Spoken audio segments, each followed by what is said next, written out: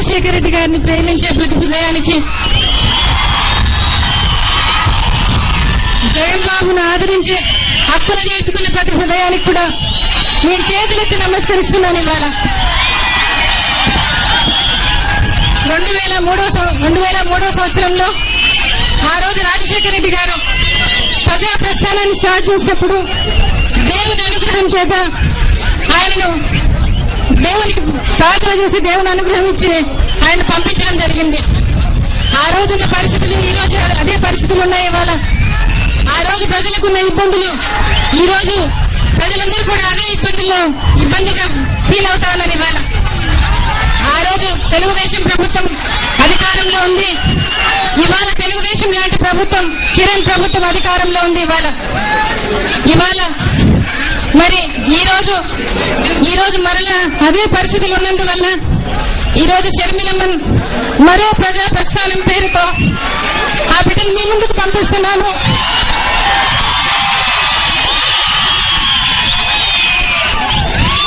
ఆ బిడ్డను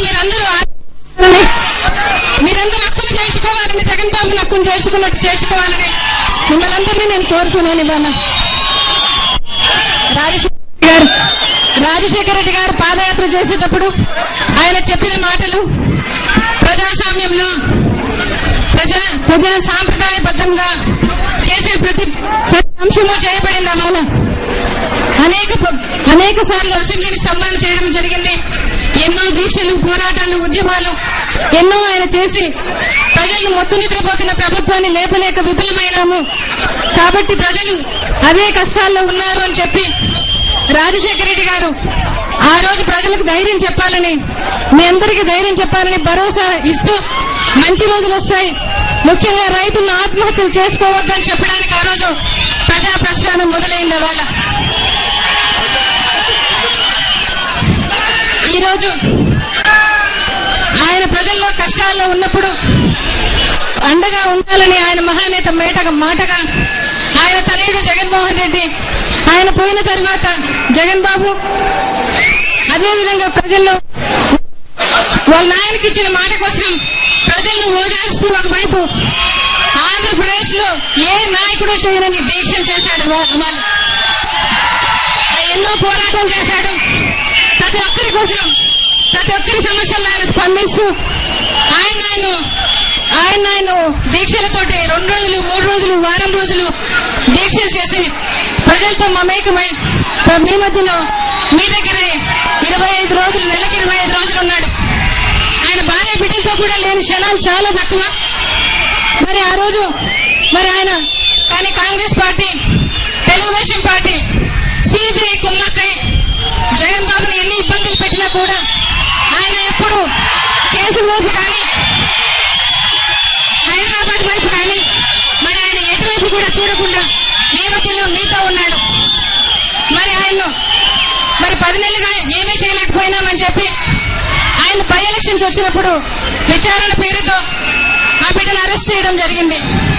మరి ఈ రోజుకు 140 రోజులు అవుతోంది ఆయన జైల్లో ఉండబట్టి. కానీ ఆయన ప్రజల మధ్యలో, మీ మధ్యలో ఉన్నప్పుడు ఆయన్ని మీరు ఆదరించిన తీరు నేను ఎప్పటికీ మర్చిపోలేను. ఆయన మీకు మనవడుగా, మీకు కొడుకుగా, మీకు తమ్ముడుగా, మీకు అన్నగా ఆ బిడ్డను మీరు హక్కులో చేర్చుకున్నారు, ఆదరించినారు. మేము పార్టీ నుంచి బయటకు వచ్చినప్పుడు కడప ఎలక్షన్స్ అప్పటి నుంచి కొవ్వూరు ఎలక్షన్ వరకు, మరి అదేవిధంగా బై ఎలక్షన్లలో కూడా సంపూర్ణ మద్దతు ప్రకటించి జగన్ బాబుకు మీరు సంపూర్ణ విజయం కలుగజేసినారు, మరొకసారి చూపించారు. ముఖ్యంగా కడప జిల్లా ప్రజలను మొట్టమొదటిగా మేము బయటకు వచ్చినప్పుడు ఎవరు ఎన్నడూ చేయని విధంగా, దేశంలో మెజారిటీ చూసే విధంగా కడప ప్రజలు, పులివెందుల ప్రజలు ముఖ్యంగా మమ్మల్ని నిలబెట్టినందుకు మీకు వందనాలు, స్తోత్రాలు, మీకు కృతజ్ఞతలు తెలుపుకుంటున్నాను. ఇవాళ మీ యొక్క ఎప్పుడు మేము మర్చిపోమని కూడా చెప్తానని ఇవాళ సభాముఖంగా. మరి ఈ రోజు జగన్ బాబుని జైల్లో పెట్టారు. మరి ఆయన అక్కడ ఉన్నా కూడా మీ గురించి ఆలోచన చేస్తా ఉన్నాడు. ఆయన అక్కడికి పోయిన తర్వాత కూడా అదే దీక్షలు చేయండి, పోరాటాలు చేయండి, ప్రజలు చాలా ఇబ్బందుల్లో ఉన్నారు అని చెప్పి మా పార్టీ నాయకులను, మమ్మల్ని ఇంట్లో మమ్మల్ని కూడా ఆయన బయటికి అన్ని చెప్పి పంపించడం జరుగుతా ఉంది.